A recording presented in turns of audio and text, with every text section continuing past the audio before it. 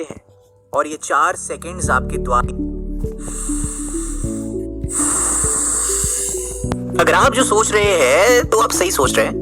जी हाँ, मैंने अभी इसी वक्त एक लंबी सांस ली और बाहर छोड़ी, क्योंकि इसका जो अंश है ये हमारी इस बुक समरी के दौरान चलने वाला है। इसी के ऊपर हम बात करने वाले हैं। थोड़ा सीक्रेट बना के रखते हैं, थोड़ा सा सस्पेंस बना के रखते हैं। चलिए चलते हैं साथ में। 4 सेकंड्स इस बुक समरी का नाम है। पीटर ब्रैगमैन इसके ऑथर, इसके लेखक। राज की जुबानी आपका यूजुअल, आपका सेवक, आपको सुनाने का जिम्मा लेते हुए कुकू एफएम पर सुने जो मन चाहे। डिस्कवर करें कि क्यों सफलता केवल 4 सेकंड्स दूर है। सांस अंदर ले, सांस बाहर छोड़े। And I am pretty serious. साथ साथ करें। एक गहरी सांस लेने में 4 सेकंड्स लगते हैं और ये 4 सेकंड्स आपके द्वारा लिए गए डिसीजंस की क्वालिटी के लिए महत्वपूर्ण है। तनाव हमें सेल्फ सैबोटेज की ओर ले जाता है। उदाहरण के लिए इंपॉर्टेंट इवेंट्स की तैयारी को भूल जाना या अपने आसपास के लोगों के साथ आर्ग्यूमेंट्स करना। पीटर ब्रैगमैन बताते हैं कि 4 सेकंड्स में, सिर्फ 4 सेकंड्स में कैसे गहरी सांस लेकर और खुद को 2 बार सोचने की अलाउ कर हम काउंटर प्रोडक्टिव हैबिट्स को बदलना शुरू कर सकते हैं और अपने इच्छित प्रकार के रिजल्ट्स प्राप्त कर सकते हैं। हम कैसे यूजफुल हैबिट्स बना सकते हैं जो हमें दूसरों से कनेक्ट करती है। हम अपने काम करने की हैबिट्स को कैसे ऑप्टिमाइज कर सकते हैं। आप इन प्रश्नों के उत्तर पा सकते हैं और खोज भी सकते हैं। लक्ष्य क्यों धोखा दे सकता है, क्यों सुनना कम्युनिकेशन का सबसे बढ़िया टूल है और आपको हमेशा अपनी सक्सेस को शेयर क्यों करना चाहिए। चैप्टर 1, बेटर हैबिट्स बनाने के लिए आपको रुकना है, सांस लेना और एरिया ऑफ फोकस को आइडेंटिफाई करना है। जब आप एक स्ट्रेसफुल सिचुएशन में होते हैं तो क्या आप कभी-कभी इस तरह से रिएक्ट करते हैं जो अंत में आपको भी बुरी लगती है। बहुत से लोग सेल्फ डिफीटिंग काउंटर प्रोडक्टिव तरीकों से तनाव का जवाब देते हैं, जैसे कि चिल्लाना या किसी के साथ बहस शुरू करना। तो हम अपने समय, ऊर्जा और पवित्रता को बचाने वाली आदतों को कैसे बदल सकते हैं। पहला चरण 4 सेकंड्स के लिए रुकना और सांस लेना है। आपको गहरी सांस अंदर और बाहर लेने के लिए 4 सेकंड्स की समय राशि, अमाउंट ऑफ टाइम की आवश्यकता होती है। जब आप रुकते हैं और सांस लेते हैं तो ये आपको एक ऐसी स्थिति में डालता है जिससे आप बेहतर डिसीजन ले सकते हैं और अपने कार्यों के रिजल्ट्स पर विचार कर सकते हैं। आपके बच्चे स्कूल से पहले अपने दांत ब्रश करने से मना कर रहे हैं और इस सप्ताह ये 3री बार है और आप अपने अंदर भरे हुए गुस्से को महसूस कर सकते हैं, जिसकी वजह से आप अपना आपा खोने और चिल्लाना शुरू करने वाले हैं। लेकिन इसके बजाय आप खुद से रेजिस्ट करते हैं, रुकते हैं और सांस लेते हैं। ऐसा करने के बाद आप थोड़ा शांत और स्पष्ट महसूस करते हैं। हो सकता है कि चिल्लाने की काउंटर प्रोडक्टिव प्रतिक्रिया के सामने झुकने की बजाय आप टूथ ब्रशिंग का खेल खेलना शुरू कर दें। 4 सेकंड्स की सांस लेने के साथ ही एक तनावपूर्ण स्थिति में लक्ष्य के बजाय ध्यान केंद्रित क्षेत्र, एरिया ऑफ फोकस की पहचान करना एक अच्छा विचार है। गोल सेटिंग में अक्सर धोखा देने या अनावश्यक जोखिम लेने के प्रलोभनों का साथ होता है, जबकि एरिया ऑफ फोकस आपको इस तरह के नकारात्मक प्रलोभनों की पेशकश किए बिना प्रेरित करता है। उदाहरण के लिए, आप एक स्टोर के मालिक है जो एक सर्टेन प्रोडक्ट बेचता है। इन रीसेंट ईयर्स आपका लक्ष्य आपके रेवेन्यू को बढ़ाना रहा है। हालांकि इसने आपके कुछ स्टाफ को लक्ष्य करने के लिए संदिग्ध तरीकों का उपयोग करने के लिए प्रेरित किया है, जैसे कि उत्पाद की विशेषताओं के बारे में झूठ बोलना, क्योंकि वे सभी की बिक्री करते हैं। बट दिस ईयर आपने किसी एक क्षेत्र पर ध्यान केंद्रित किया है जो ग्राहकों के साथ अधिक बात करना है। परिणाम, साल के अंत में आपको एहसास होता है कि रेवेन्यू में वृद्धि हुई है। रेवेन्यू में वृद्धि की तुलना में ग्राहकों पर अधिक ध्यान केंद्रित करने के लिए धन्यवाद। चैप्टर 2, दैनिक तैयारी प्रक्रियाओं पर फोकस्ड है, ना कि सॉल्यूशन पर, जो आपको आपके गुड हैबिट्स को डेवलप करने में मदद करेगा। Living in the busy world, हमें हर उस चीज के लिए तैयार रहने की जरूरत है जो जिंदगी हमें देती है। इनफैक्ट अगले दिन की तैयारी के लिए असफल होने से अक्सर समय बर्बाद करने वाले महंगे रिजल्ट्स होते हैं। इमेजिन कि आप सुबह की मीटिंग के लिए बिना तैयारी के काम पर पहुंच जाते हैं, फिर ये अचानक आपको याद आता है कि आपको इससे चेयर करना है और you forgot that this was decided last week. Of course, आपने एजेंडा सुनने के लिए उपेक्षा की और मामला तब और खराब हो गया जब 2 लोग कमरे में घुस आए। पूरी तरह से परिस्थिति नियंत्रण से बाहर हो जाने पर आप ये डिसाइड करते हैं कि आपको मीटिंग रीस्केड्यूल करनी होगी, जिसकी वजह से इसमें मीटिंग में शामिल सभी लोगों का समय वेस्ट। लेकिन आप अनएक्सपेक्टेड की तैयारी के बारे में कैसे जान सकते हैं? The secret is preparing for a process rather than a solution. एक अनप्रेडिक्टेबल घटना के समाधान के साथ जुड़ना असंभव है, but we can be prepared to maneuver through ambiguity. ऐसा करने के लिए निम्नलिखित 3 स्टेप प्रोसेस का उपयोग करें. इससे आपको तब मदद मिलेगी जब आप अपने आप को उस स्थिति में पाएंगे जिसके लिए आप तैयार नहीं हैं और अचानक डिसीजन लेना आवश्यक है. फर्स्ट, 4 सेकंड्स के लिए गहरी सांस ले और छोड़े और सोचे. उदाहरण के लिए, यदि आप अपनी नाव को तूफान की ओर चला रहे हैं, तब सांस ले और सोचे.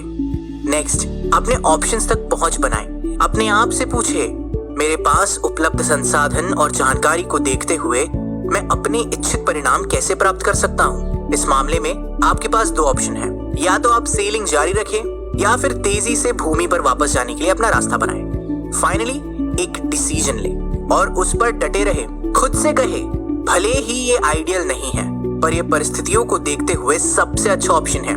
इस डिसीजन के आधार पर कि तूफान जल्द ही गुजर जाएगा और यदि आप पीछे मुड़ गए तो हवा अधिक हिंसक होगी. इसीलिए आप सेलिंग जारी रखने का निर्णय लेते हैं. केवल 4 सेकंड्स रुकने और सांस लेने के बाद थोड़ी देर में एक बार बेहतर स्थिति होगी जिससे आप अपने तनाव को कम कर सकते हैं.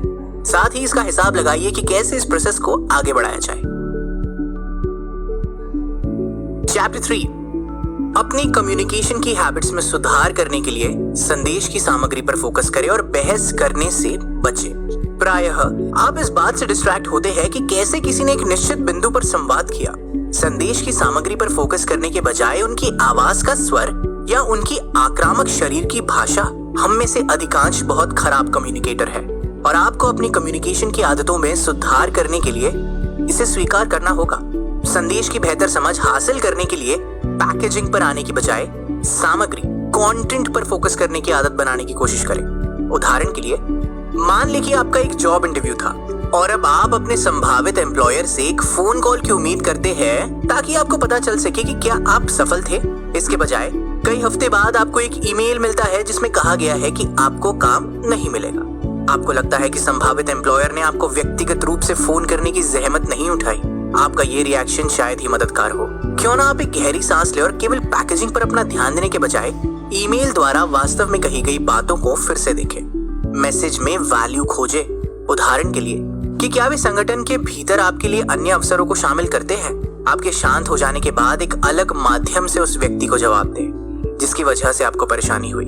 यानी उन्हें ईमेल करने के बजाय उन्हें फोन करें.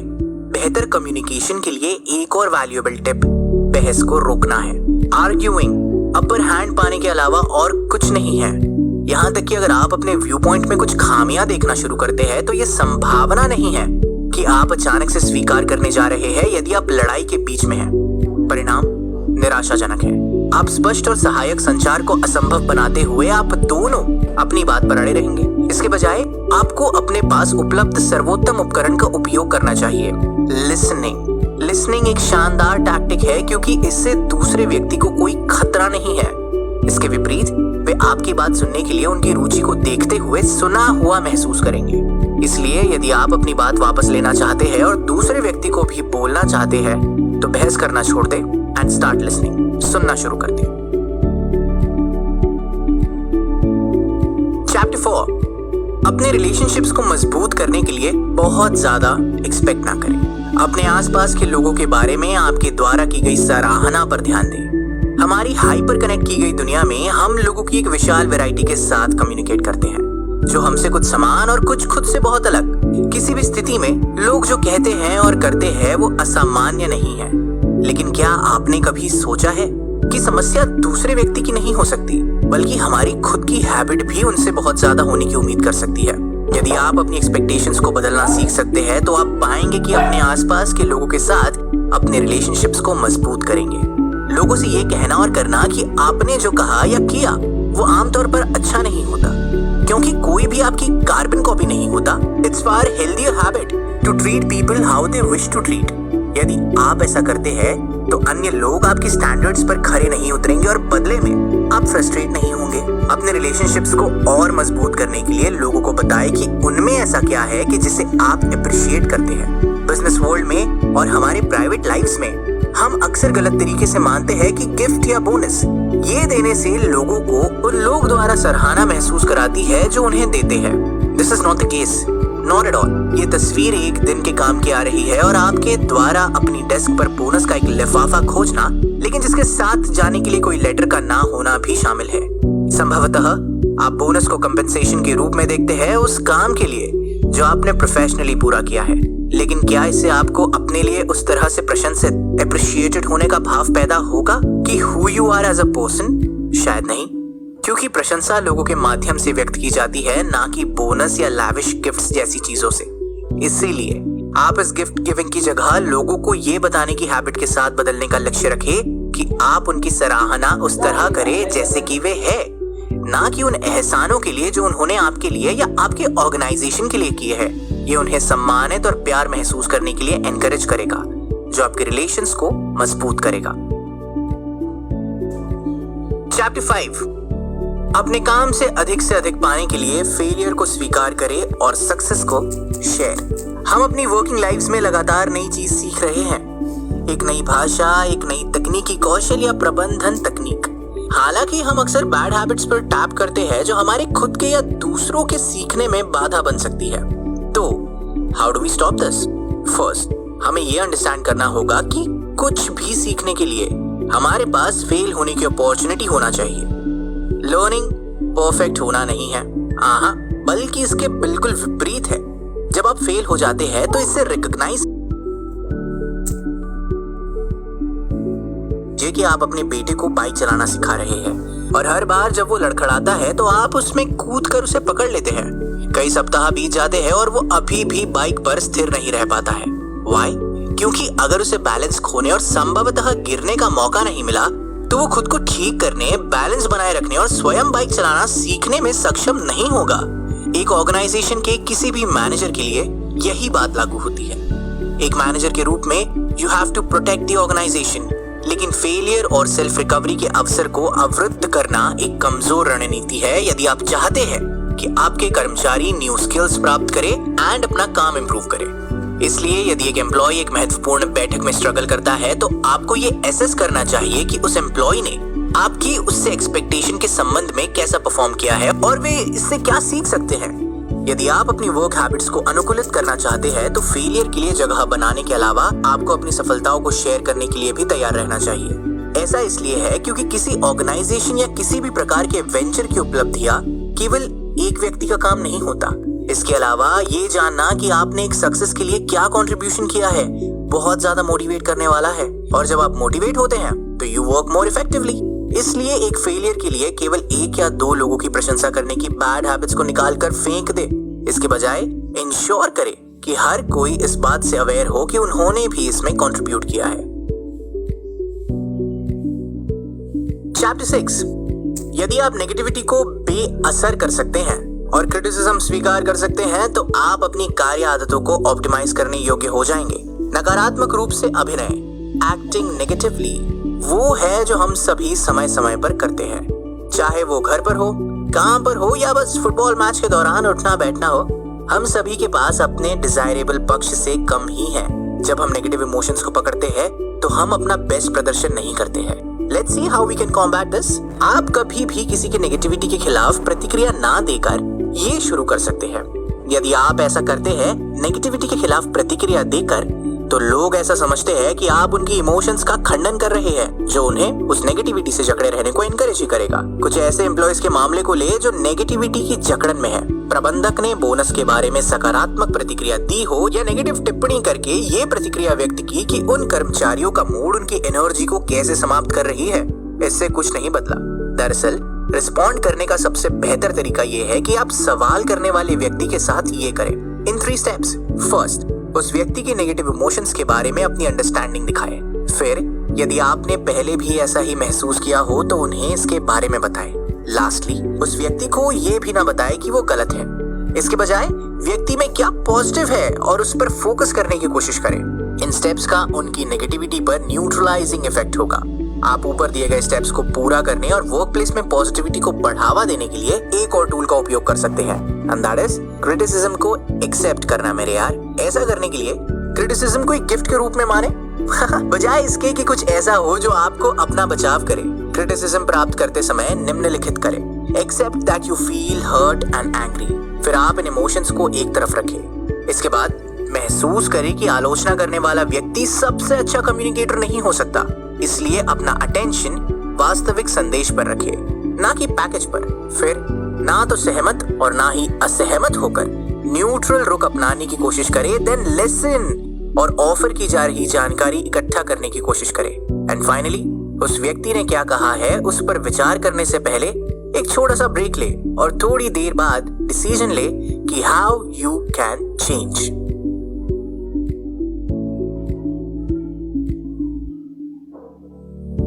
देखते देखते हम पहुंच चुके हैं इस बुक समरी के की मैसेज में कंक्लूजन पर। आप सबको अपनी बैड हैबिट्स की पकड़ को ढीला करने के लिए 4 सेकंड्स की जरूरत है। ये गहरी सांस लेने में और बाहर निकालने में लगने वाला समय है। इस माइक्रो पॉज को लेने से आप खुद को समाहित करने, अपने विचारों को इकट्ठा करने और उन तरीकों से कार्य करने के लिए अच्छी तरीके से इक्विप्ड होंगे और ये प्रक्रिया आपके खिलाफ काम करने की बजाय ऐसे काम करेगी जिससे आपको लाभ प्राप्त हो। जब आपकी आलोचना हो या आपको उदास साथियों से निपटना पड़े, तब आप रुके और इसी प्रक्रिया से नेगेटिविटी को पलट दे। एक्शनेबल एडवाइस डिलीवरी के ऊपर कंटेंट को प्राथमिकता दे। तो नेक्स्ट टाइम जब आप किसी के द्वारा कही गई बातों के कारण अपने खून को खौलता हुआ महसूस करें, तो उनकी सामग्री यानी कि कंटेंट को सुनने की कोशिश करें, बजाय ये देखने की हाउ दे पैकेज्ड इट। वे क्या कह रहे हैं, इस पर ध्यान देने से ये संभव हो जाता है कि आप उस संदेश को अच्छे से समझ सकेंगे जो वो आपको देने की कोशिश कर रहे थे।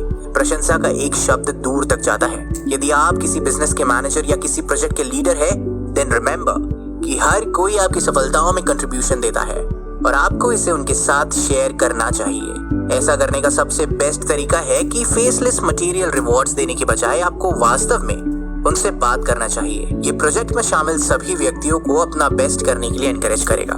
तो चलिए, अंत तक तो पहुंच चुके हैं इस बुक समरी के, तो एक चीज जरूर कर लेते हैं जो हमने इसमें सीखी। Let's breathe in and breathe out, and इस बार भी साथ में करते हैं। 1 2 3। आई होप आप सभी ने की हो, अच्छा महसूस करेंगे। वाकई ये सुनी हमने बुक समरी 4 सेकंड्स, जिसके लेखक है पीटर ब्रेगमैन। राज की जुबानी ओनली ऑन कुकू FM। सुने जो मन चाहे।